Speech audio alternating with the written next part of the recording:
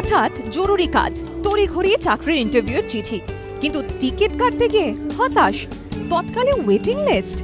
দীর্ঘদিন ধরে এমনই অভিযোগ আসছে রেল বোর্ডের কাছে। অনেকেরই বাড়ির কাছাকাছি কাউন্টার নেই।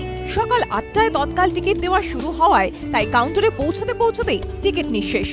এছাড়া এতদিন সকাল 10টা থেকে এজেন্টরা তৎকাল টিকিট করার অনুমতি পেত, ফলে সাধারণ মানুষের কপালে আর যাই হোক তৎকাল টিকিট জুটত না। এই পরিস্থিতিতে তৎকালের নিয়ম বদলালো রেলের নয়া নিয়ম অনুসারে সকাল 8টার বদলে 10টা থেকে তৎকাল টিকিট মিলবে। বুকিং কাউন্টার এবং আইআরসিটিসির ওয়েবসাইট থেকে টিকিট কাটা যাবে। এই রাজ্যে অবশ্য 10টা থেকে 10:30 সব কাউন্টারে কেবলমাত্র তৎকাল টিকিটই মিলবে। বেলা 12টার আগে টিকিট কাটতে পারবেন না নথিভুক্ত এজেন্টরা। একদিনে একটি ট্রেনের একটি টিকিটই কাটতে পারবে। তৎকালের একটি টিকিটে সর্বোচ্চ 4 জন যেতে পারবেন। সাধারণ মানুষ যারা ইন্টারনেটের মাধ্যমে টিকিট কাটবেন তারা সর্বাধিক 2টি টিকিট কাটতে পারবেন। একটি কম্পিউটার থেকে একবার লগ ইন করে কেবলমাত্র একবারই টিকিট কাটা যাবে। নয়া নিয়মে টিকিট কেটে রীতিমতো খুশি সাধারণ যাত্রীরা। সুবিধা তো ভালোই হচ্ছে, তো আমরা দেখতে পাচ্ছি তো ভালোই হচ্ছে, কেননা সকালবেলা হলে কি অনেকে ব্ল্যাক করছে, মানে নিয়ে গিয়ে ব্ল্যাক করে দিচ্ছে।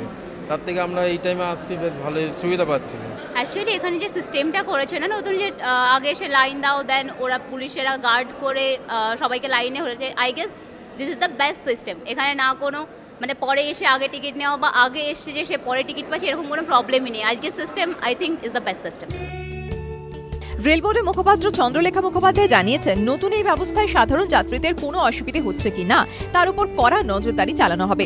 দালাল রুখতে যাবতীয় ব্যবস্থা নেওয়া হবে। বাস্তব অভিজ্ঞতার পরিপ্রেক্ষিতে এরপর কোনো অদল বদলের প্রয়োজন মনে হলে কেন্দ্রীয়ভাবে তাও করা হবে। ধ্রুবজ্যোতি প্রামাণিক ও সঞ্চয় মিত্র রিপোর্ট, এবিপি আনন্দ।